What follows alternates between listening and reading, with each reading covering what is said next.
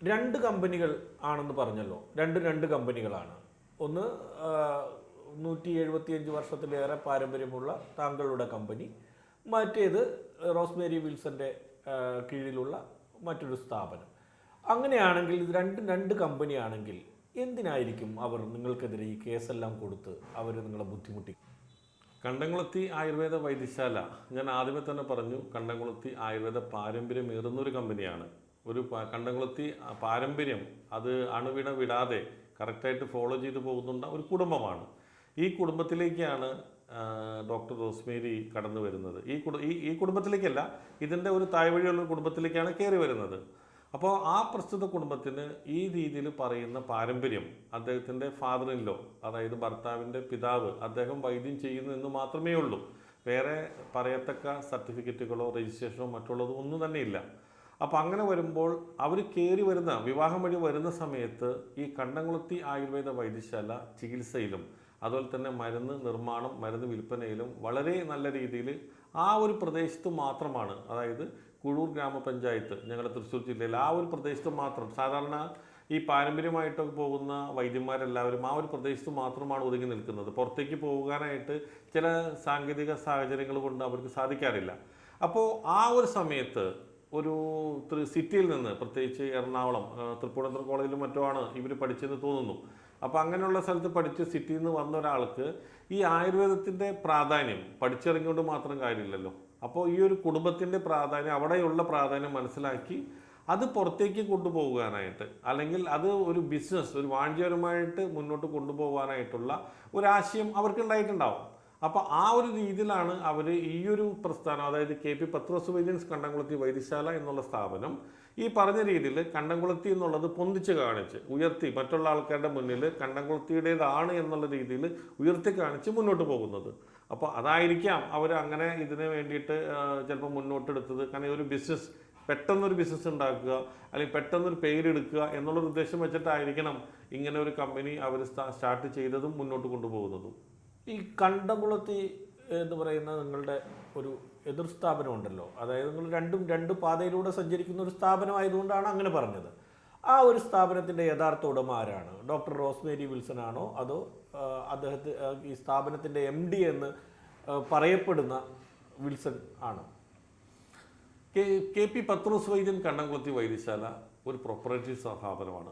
ഞാനൊക്കെ വിചാരിച്ചിരുന്നത് ആ സ്ഥാപനത്തിൻ്റെ MD ഈ ഡോക്ടർ റോസ്മേരിയുടെ ഭർത്താവ് വിൽസൺ ആണെന്നാണ്. പക്ഷേ നമ്മൾ ഒരു പ്രസ്ഥാനം, ഇവർ ഒരു എന്താ പറയുക, ഒരു ട്രേഡ് മാർക്ക് രജിസ്റ്റർ ചെയ്തതിന് ശേഷം, ഈ ട്രേഡ് മാർക്ക് രജിസ്റ്റർ ചെയ്ത് എനിക്ക് തോന്നുന്നു 99-ലോ മറ്റോ ആണെന്ന് തോന്നുന്നു. അതിനുശേഷം കാരണവന്മാർ, ഇപ്പോൾ പത്രോസ് വൈദ്യർ ഇവരൊക്കെ മരിച്ചതിന് ശേഷം ഒരു പേപ്പറിൽ ഒരു അഡ്വർടൈസ്മെൻറ്റ് കൊടുക്കാനുണ്ടായത്. ഈ അഡ്വർടൈസ്മെൻറ്റ് കൊടുത്തു കഴിഞ്ഞ് കഴിഞ്ഞപ്പോൾ കണ്ടംകുളത്തി അവരുടെ സ്വന്തമാണെന്നും ഈ കണ്ടംകുളത്തി എന്നുള്ളത് ആരും ഉപയോഗിക്കരുതെന്നും, അങ്ങനെ ഉപയോഗിച്ചാൽ അവർക്കെതിരെ നിയമപരമായിട്ടുള്ള കേസ് എടുക്കുന്നുള്ള ഒരു മനോരമയിലോ മറ്റുള്ള പേപ്പറുകളിലൊക്കെ ഒരു പരസ്യം കൊടുത്തിട്ടുണ്ടായിരുന്നു, ഒരു അറിയിപ്പ് പോലെ. ഇത് കാണുവാൻ നമ്മൾ കണ്ടതിന് ശേഷം നമ്മളിത് അവരുടെ അടുത്ത്, നമ്മളെ കാരണവന്മാരൊക്കെ അവരോട് പോയി സംസാരിച്ചു. അപ്പോൾ നമ്മളുടെ വിചാരം ഈ പ്രസ്ഥാനം, അല്ലെങ്കിൽ ഈ പറഞ്ഞ KP പത്രോസ് വൈദ്യൻ കണ്ടംകുളത്തി വൈദ്യശാല ഇതിൻ്റെ MD അല്ലെങ്കിൽ ഇതിൻ്റെ ഓണർ മിസ്റ്റർ വിൽസൺ, അതായത് പത്രോസ് വൈദ്യരുടെ ഇളയ മകനായ വിൽസൺ എന്നായിരുന്നു.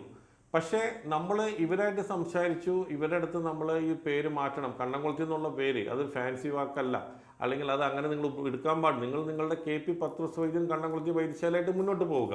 ഒരു കാരണവശാലും കണ്ടംകുളത്തി എന്നുള്ളത്, കാരണം ഈ റോസ്മേരി വിൽസൺ അവിടെ വിവാഹം വഴി വരുന്ന സമയത്ത്, അതായത് 86, 87 കാലഘട്ടങ്ങളാണെന്ന് തോന്നുന്നു. ഇവിടെ 79-ൽ, അതിലും 10-12 വർഷം മുന്നേ നമ്മളുടെ അവിടെ ഓൾറെഡി നമ്മുടെ ഫ്രാൻസിസ് വൈദ്യരുടെ, അതായത് എൻ്റെ ഗ്രാൻഡ് ഫാദറുടെ മകൻ, അത് എൻ്റെ ഫാദറിൻ്റെ അനിയനായിട്ടുള്ള ഡോക്ടർ വിൽസൺ, അദ്ദേഹം ഇവിടെ DAM പാസ്സായി ചികിത്സ തുടങ്ങിയിട്ടുണ്ട്. അത് 78-കളിൽ. ഇതുകൂടാണ്ട് എൻ്റെ ഗ്രാൻഡ് ഫാദർ KP ഫ്രാൻസിസ് വൈദ്യർ, KP ഫ്രാൻസിസ് ആര്യ വൈദ്യർ, അദ്ദേഹം 56-ലെ രജിസ്ട്രേഷൻ സർട്ടിഫൈഡ് ആളാണ്. അതുകൂടാണ്ട് കോട്ടക്കലിൽ നിന്ന് ആയുർവേദം പഠിച്ച് ഡിഗ്രി സർട്ടിഫിക്കറ്റ് ഉള്ള ആളാണ്. അതിൻ്റെ ഒപ്പം തന്നെ സംസ്കൃതത്തിൽ പാണ്ഡിത്യം നേടി സർട്ടിഫിക്കറ്റ് ഉള്ള വ്യക്തിയാണ്. അപ്പോൾ പാരമ്പര്യമായിട്ടും അതുപോലെ തന്നെ ഈ രീതിയിൽ പഠിച്ചും സർട്ടിഫിക്കറ്റോട് വന്ന് നിൽക്കുന്ന ഒരു വ്യക്തി അവിടെ ഉള്ളപ്പോൾ ഈ ഡോക്ടർ റോസ്മേരി വിൽസൺ ഇവിടെ വന്ന് അവർ ഈ സ്ഥാപനം തുടങ്ങിയപ്പോൾ നമ്മുടെ എല്ലാവരും വിചാരം ഒരു കണ്ടംകുളത്തി എന്നുള്ള പേര്, KP പത്രോസ് വൈദ്യൻ കണ്ടംകുളത്തി വൈദ്യശാല, തീർച്ചയായും അത് വിൽസന്റെ പേരിലാണെന്നാണ് നമ്മൾ ധരിച്ചിരുന്നത്.